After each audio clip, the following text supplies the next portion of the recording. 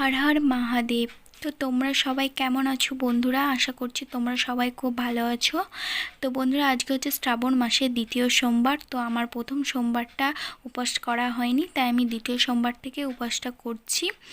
তো বন্ধুরা, আমি শিব মন্দিরে গিয়েছিলাম, পুজো দিয়ে আসলাম। শিব মন্দিরে গিয়ে তো প্রচণ্ড বৃষ্টি পড়ছিল, তো তোমরা জানোই, তো সেই কারণে আমি ভিডিও করতে পারিনি।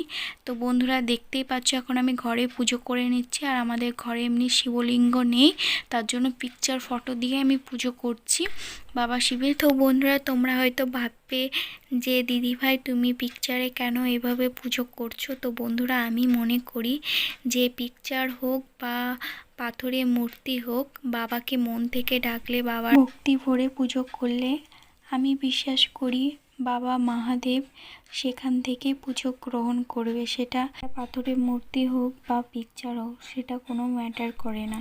বন্ধুরা, আমি বাকি পুজোটা কিভাবে করছি তোমরা দেখতে থাকো। আর যেসব বাবার ভক্তরা আমার ভিডিওটা দেখছো, তাদের বলছি ভিডিওর কমেন্ট বক্সে এসে প্লিজ একবার লিখো না হর হর মহাদেব।